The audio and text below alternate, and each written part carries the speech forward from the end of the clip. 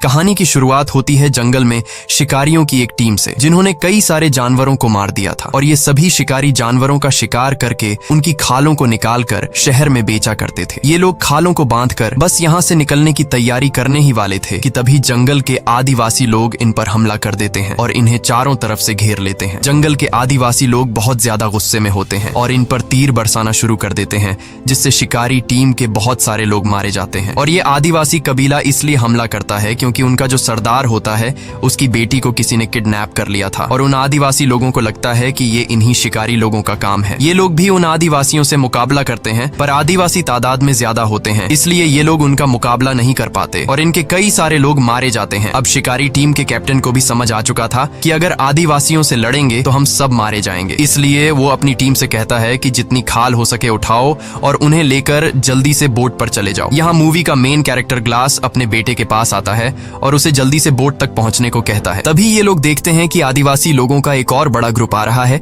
इसलिए ये लोग लड़ना छोड़ देते हैं और अपनी जान बचाने के लिए तेजी से बोट की तरफ भागते हैं। इसी बीच शिकारी टीम के और भी कई सारे लोग मारे जाते हैं। बस कुछ ही लोग बोट तक पहुंचकर यहाँ से निकल जाते हैं। उनके जाने के बाद आदिवासी लोग शिकारियों से बची सारी खालों पर कब्जा कर लेते हैं और कबीले के सरदार को यहाँ अपनी बेटी नहीं मिलती। अब कबीले का सरदार अपने लोगों से कहता है कि यहाँ पर जितनी भी उन अमेरिकन शिकारियों से खालें बची हैं उन्हें उठा लो। इन खालों को हम फ्रेंच शिकारियों को दे देंगे, बदले में हम उनसे घोड़े और बंदूकें ले लेंगे और मेरी बेटी को तब तक ढूंढते रहेंगे जब तक वो मिल नहीं जाती। दूसरी तरफ ये अमेरिकन शिकारी लोग काफी दूर जाने के बाद भी डरे हुए होते हैं और बंदूक तान कर तैयार रहते हैं, क्योंकि उन्हें भी पता था कि वह आदिवासी लोग इनका इतनी आसानी से पीछा नहीं छोड़ेंगे और वो कभी भी इनके ऊपर हमला कर सकते हैं। अब यहाँ पर इन लोगों को समझ नहीं आ रहा होता कि हमें किस तरफ जाना चाहिए। तब कैप्टन ग्लास से पूछता है कि हमें क्या करना चाहिए। ग्लास कहता है कि हमें इस बोट को छोड़ के जमीन के रास्ते चलना चाहिए, क्योंकि वो आदिवासी लोग नदी को फॉलो करते हुए जल्दी हमारे तक पहुंच जाएंगे, इसीलिए जमीन ही हम सबके लिए सबसे सेफ रास्ता है। लेकिन ग्लास की इस बात से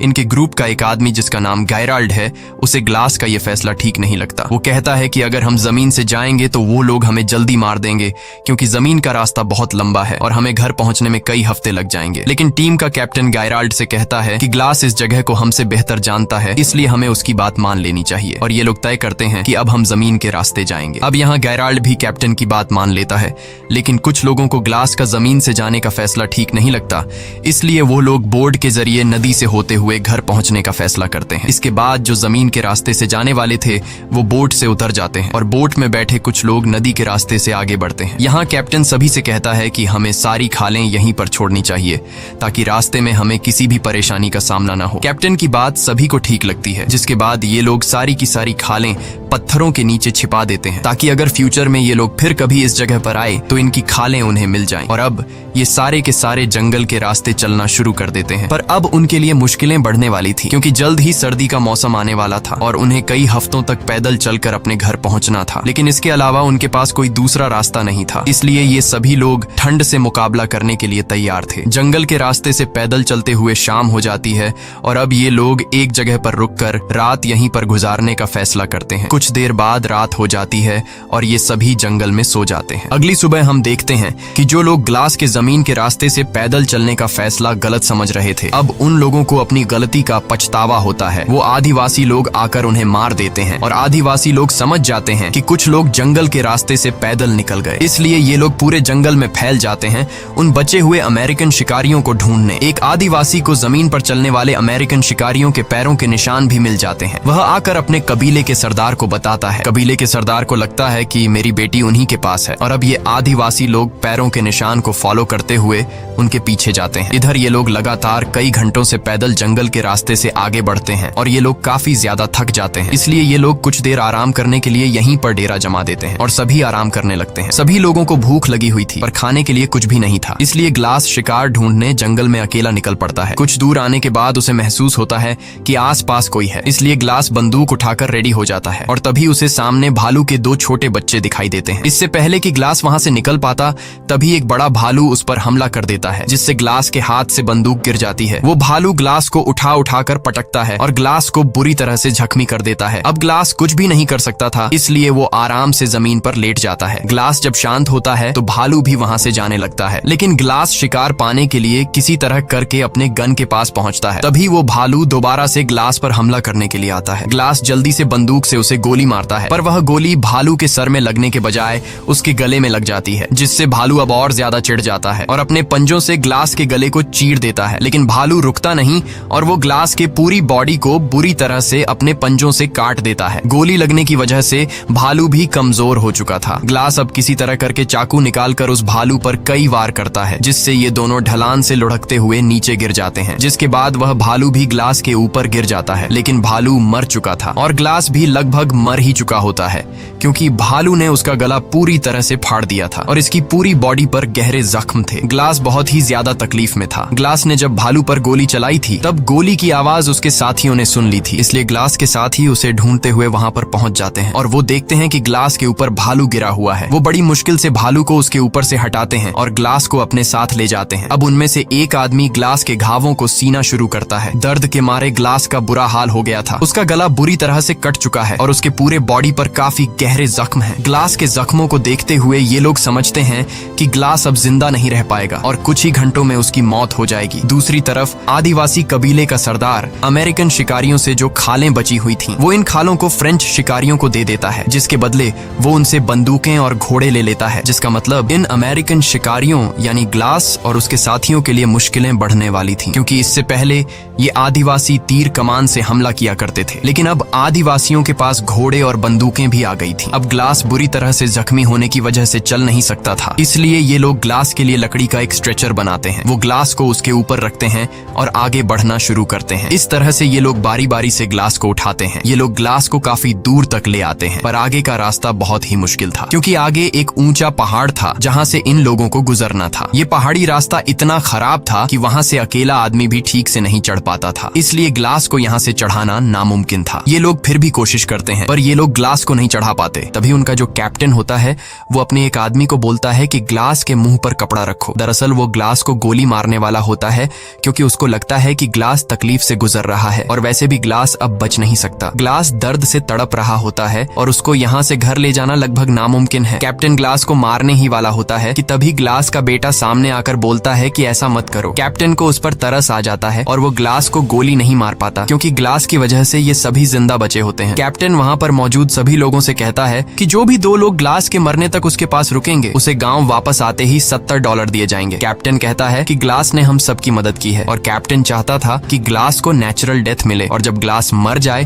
तो उसका अंतिम संस्कार करके वो 2 लोग भी वापस आ जाएं। अब ग्लास का बेटा फौरन बोलता है कि मैं रुकूंगा, और वहाँ पर एक लड़का और होता है जिसका नाम फ्रेजर है। वो कहता है कि मैं रुकूंगा चाहे $70 मिले या ना मिले। अब ग्लास का बेटा हॉक और फ्रेजर दोनों उम्र में छोटे थे, इसलिए कैप्टन कहता है कि एक और आदमी भी इनके पास रहना चाहिए। यहाँ गेराल्ड सामने आकर बोलता है कि मैं रुकूंगा, पर $70 बहुत कम है। तब कैप्टन बोलता है ठीक है, $100 मिलेगा। और तभी जो ग्लास का बेटा और जो दूसरा लड़का होता है वो कहते हैं कि तुम हमारे डॉलर भी रख सकते हो। ये सुनकर गेराल्ड कहता है $300 काफी है, इससे मैं अपना घर खरीद सकता हूँ, और वैसे भी 2 से 3 दिनों की बात है, इससे ज्यादा दिन ग्लास जिंदा नहीं बच पाएगा। और गेराल्ड भी उनके साथ रुकने के लिए तैयार हो जाता है। अब ये 3 लोग ग्लास के पास यहाँ पर रुक जाते हैं और बाकी सब आगे निकल जाते हैं। गेराल्ड ग्लास के पास ही बैठ जाता है और ग्लास के मरने का इंतजार करने लगता है, लेकिन ग्लास मरने का नाम तक नहीं ले रहा होता। अगले दिन ग्लास का बेटा और वो दूसरा लड़का पेट भरने के लिए शिकार और पीने के लिए पानी लेने चले जाते हैं। तब गेराल्ड पास ही में एक घड़ा खोदने लग जाता है, लेकिन गेराल्ड ऐसा क्यों कर रहा है? क्या वह ग्लास को जिंदा दफनाने का सोच रहा है? ये तो हमें आगे ही पता चलेगा। इस तरह से और भी कई घंटे गुजर जाते हैं और जब गेराल्ड देखता है कि ग्लास अभी तक नहीं मरा, तब वो गुस्से से ग्लास के पास आता है और ग्लास से कहता है कि तुम मरते क्यों नहीं? तुम्हारी वजह से हम सबकी जान चली जाएगी, क्योंकि आदिवासी लोग अभी भी पागलों की तरह हमें ढूंढ रहे हैं, और अगर आदिवासी यहाँ पर आ गए तो वो हम सबको मार देंगे और तुम अपनी जान देकर अपने बेटे की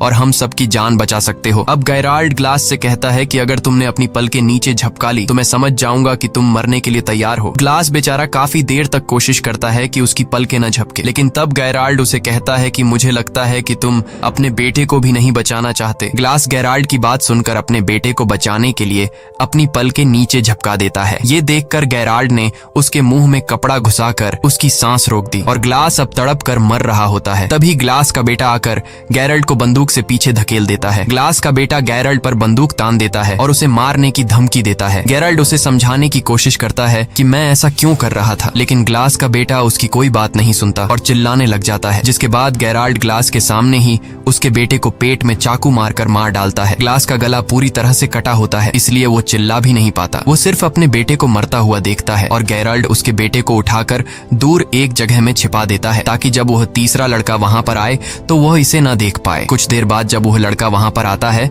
वो गेराल्ड से पूछता है कि हॉक कहाँ है। तब गेराल्ड उसे बताता है कि वो आसपास ही होगा, थोड़ी देर में आ जाएगा। ग्लास बेचारा उस लड़के जिसका नाम ब्रीजर है उसे बताने की कोशिश करता है कि गेराल्ड ने मेरे बेटे को मारा है, पर वह बता नहीं पाता क्योंकि उसके मुंह से आवाज नहीं निकल सकती। अब रात होती है, गेराल्ड और ब्रीजर सो जाते हैं। अगली सुबह गेराल्ड ब्रीजर को जगाकर उससे झूठ बोलता है कि मैंने यहाँ से कुछ ही दूरी पर 20 आदिवासी कबीले के लोगों को हमारी तरफ तेजी से आते हुए देखा। अगर वो यहाँ तक पहुंचे तो हमारे टुकड़े टुकड़े कर देंगे। ये सुनकर ब्रीजर डर जाता है और बोलता है कि अगर हम चले गए तो ग्लास और उसके बेटे हॉक का क्या होगा, जिस पर गेराल्ड कहता है कि अगर हॉक जिंदा होगा तो हमें ढूंढ लेगा। फिर वो लड़का कहता है कि ग्लास अभी जिंदा है और हमने कैप्टन से वादा किया था कि ग्लास के मरने के बाद हम उसका अंतिम संस्कार पूरे रीति रिवाज से करके यहाँ से निकलेंगे। ये सुनने के बाद गेराल्ड ग्लास को पैरों से पकड़कर बहुत बुरी तरह से खींचता है। ग्लास के पूरे शरीर में घाव होते हैं और वो दर्द से चिल्ला रहा होता है। अब गेराल्ड ने एक दिन पहले जो कब्र खोदी थी उसमें ग्लास को जिंदा डाल देता है और ऊपर से मिट्टी डालना शुरू कर देता है। तब वो लड़का कहता है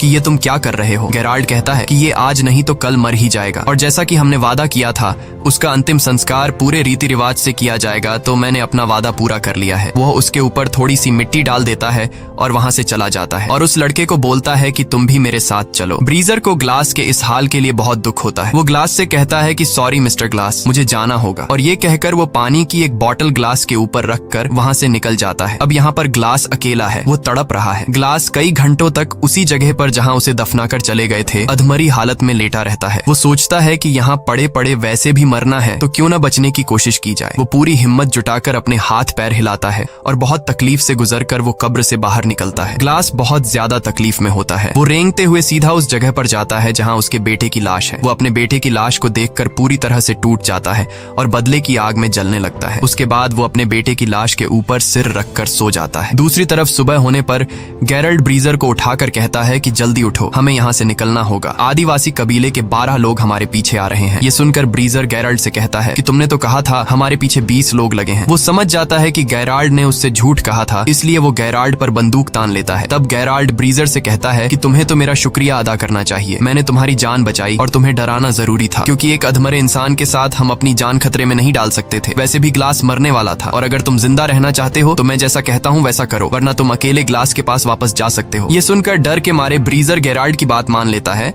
और उसके साथ आगे बढ़ने लगता है। दूसरी तरफ ग्लास उसी जगह पर होता है और अब ग्लास को भूख लगती है। वो रेंगता हुआ एक जगह पर जाता है जहाँ किसी जानवर का स्कल पड़ा होता है। वो उसमें से एक हड्डी तोड़ता है और जो सूखा हुआ मांस होता है उसे खाता है। फिर वो रेंगता हुआ एक पहाड़ी के छोर तक जाता है जहां वो देखता है कि नीचे एक नदी है। ग्लास को अब प्यास भी लगी थी। वो बड़ी मुश्किल से उसी तरह रेंगता हुआ उस नदी के किनारे पहुंच जाता है और पानी पीने लगता है। लेकिन जब वो पानी पीता है तो पानी उसकी गर्दन से बाहर निकल जाता है क्योंकि उसकी गर्दन कटी हुई थी। अब ग्लास को सबसे पहले अपने घावों का इलाज करना था। उसके पास थोड़ा बारूद बचा होता है। वो सूखी घास इकट्ठा कर आग जला लेता है और थोड़ा सा बारूद अपनी गर्दन के उस हिस्से पर डालता है जहां गला कटा हुआ था। फिर वो एक जली हुई लकड़ी को अपनी गर्दन में लगाता है जिससे बारूद जलकर एक चिंगारी पैदा होती है और उस चिंगारी से उसकी गर्दन जल जाती है। वो ऐसा इसलिए करता है ताकि जलने से जो उसका घाव फटा हुआ है वो चिपक जाए। इस दौरान ग्लास को बहुत दर्द होता है और दर्द के मारे वो बेहोश हो जाता है। उसके बाद ग्लास कई दिनों तक उसी नदी के किनारे रहता है। वो पानी पीकर और मरे हुए जानवरों का मांस खाकर अपने आप को जिंदा रखता है। एक दिन वो आदिवासी कबीले वाले लोग उसी नदी के किनारे आ जाते हैं और इससे पहले कि वो ग्लास को देख पाते, ग्लास जल्दी से नदी में कूद जाता है। वो नदी में तैरता हुआ उन आदिवासी लोगों से काफी दूर चला जाता है। नदी के इस बर्फीले ठंडे पानी में रहने के बाद ग्लास का ठंड से बुरा हाल हो गया था। वो बहुत मुश्किल से आग जलाकर अपनी बॉडी को गर्म करता है और अब यहीं पर रहने का फैसला करता है। इस तरह से ग्लास को यहाँ पर रहते हुए काफी दिन गुजर जाते हैं। अब उसके जख्म भी ठीक हो चुके थे और ग्लास थोड़ा बहुत चलने लगा था। नदी के किनारे होने की वजह से उसे पानी की तो कोई कमी नहीं थी, लेकिन पेट भरकर खाना उसे बहुत मुश्किल से मिलता था। वो वहां नदी से मछली पकड़कर उसे कच्चा खाकर गुजारा किया करता था और अपने आप को जिंदा रखता। अब एक रात को जब वो सो रहा होता है तभी उसको आग की कुछ लपटें दिखाई देती हैं और जब वो उस तरफ जाता है तो वहां पर एक आदमी होता है जिसने बहुत बड़ा शिकार किया था और वो उसे खा रहा होता है। ग्लास उसके पास जाता है और जैसे ही वो ग्लास को देखता है वो अपना तीर और कमान उस पर तान देता है। ग्लास इशारों से बताता है कि मैं तुम्हारे लिए कोई खतरा नहीं हूँ, मुझे बस खाना चाहिए। वो आदमी समझ जाता है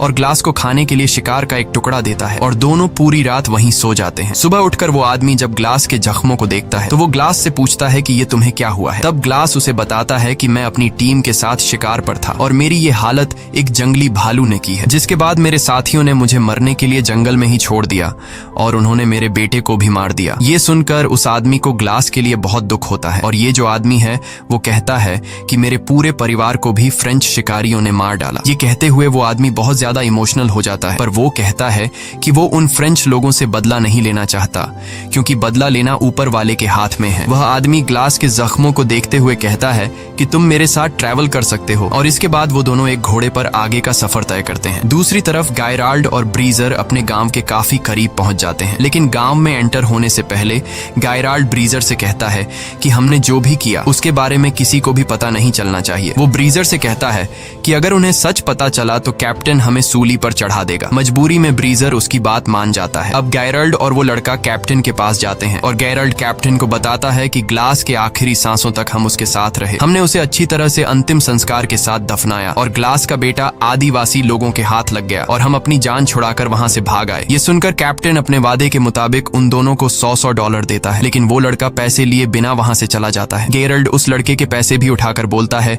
कि सफर में जो कुछ भी हुआ उससे ये लड़का सदमे में है, इसीलिए वो ऐसा कर रहा है और गैरल्ड भी वहां से बाहर निकल जाता है। दूसरी तरफ ग्लास बर्फ में उस आदमी के साथ आगे का सफर तय कर रहा होता है और तभी बर्फ का तूफान शुरू हो जाता है। ग्लास बीमार था और उसके जख्म सड़ रहे थे और इस वजह से वो बेहोश हो जाता है। इसके बाद वो आदमी ग्लास के लिए लकड़ी का एक छोटा सा झोपड़ा बनाता है और ग्लास के सारे कपड़े उतार कर उसे उसके अंदर रख देता है और उसे चारों तरफ से ढककर सामने आग जलाता है ताकि उसको गर्मी मिल सके। इस तरह से रात गुजर जाती है और अगली सुबह जब ग्लास उठता है तो वो चारों तरफ देखता है पर वो आदमी कहीं भी नहीं होता और जब वो थोड़ा आगे जाता है तो देखता है कि किसी ने उस आदमी को फांसी लगाकर पेड़ से लटका दिया है और वहीं कुछ दूरी पर ग्लास फ्रेंच शिकारियों को देखता है। ग्लास समझ जाता है कि इन्हीं लोगों ने उस आदमी को फांसी पर लटकाया है। अब ग्लास उनके घोड़ों तक पहुंचता है और वहां ग्लास देखता है कि एक फ्रेंच शिकारी एक लड़की के साथ रेप कर रहा है और ये लड़की कोई और नहीं बल्कि आदिवासी कबीले के सरदार की बेटी थी। असल में ये वही फ्रेंच शिकारी थे जिनसे आदिवासी कबीले के सरदार ने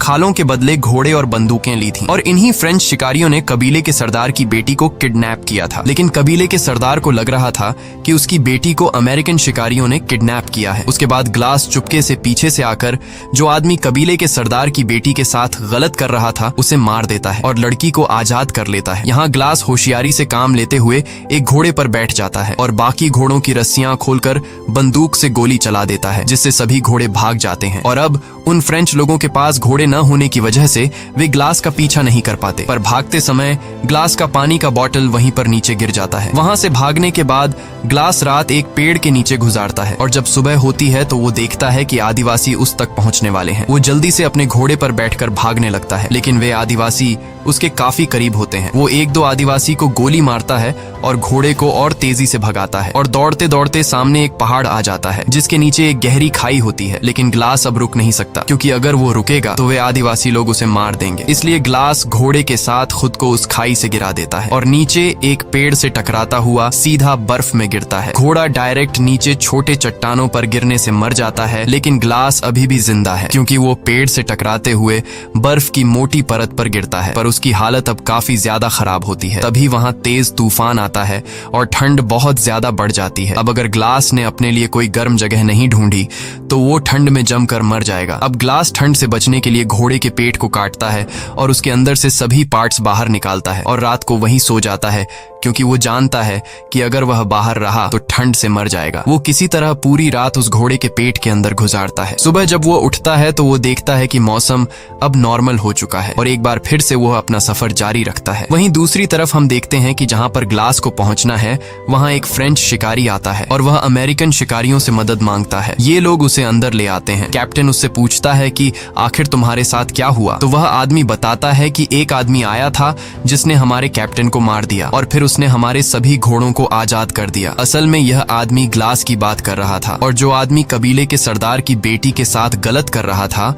वह असल में उन फ्रेंच शिकारियों का कैप्टन था। वह आदमी बताता है कि घोड़ों के आजाद होने के बाद हमारी पूरी टीम बिखर गई। सर्दी के चलते हमारे कुछ लोग मर गए और कुछ को तो बेड़ियों ने मार दिया। सबूत के तौर पर यह आदमी इन लोगों को अपने साथियों का कुछ सामान दिखाता है और वह एक पानी की बोतल को दिखाते हुए कहता है कि जिस आदमी ने हमारे कैप्टन को मारा उसे जाते हुए यह पानी की बोतल गिर गई थी और यह वही बोतल होती है जो ब्रीजर ने ग्लास को उस जगह छोड़ते हुए उसके ऊपर रख कर आ गया था। ब्रीजर कहता है कि यह तो ग्लास की बोतल है जो कि मैंने उसे दी थी। अब ये लोग उस आदमी से पूछते हैं कि ग्लास ने तुम्हारे कैप्टन को कहाँ मारा था और वह आदमी 30 मील दूर वह जगह उन्हें बता देता है। जिसके बाद कैप्टन ब्रेजर और कुछ लोग ग्लास को ढूंढने के लिए घोड़ों पर निकल पड़ते हैं और यहाँ गेराल्ड को समझ आ जाता है कि अब वो फंसने वाला है। कई घंटों के सफर के बाद रात हो जाती है और ये लोग उस जगह तक पहुंच जाते हैं जहां पर उस आदमी को बोतल मिली थी। कैप्टन सभी लोगों को चारों तरफ ग्लास को ढूंढने के लिए कहता है और तभी उन्हें दूर से एक आदमी दिखाई देता है। जब ये लोग उसके करीब जाते हैं तो वो कोई और नहीं बल्कि ग्लास होता है और ग्लास को देखकर कैप्टन एकदम शॉक हो जाता है, क्योंकि गेराल्ड ने तो उसे मरा हुआ बता दिया था। कैप्टन ग्लास के पास आकर उससे पूछता है कि तुम्हारे साथ क्या हुआ था। तब ग्लास उसे सारी सच्चाई बता देता है। जिसके बाद कैप्टन गेराल्ड को पकड़ने के लिए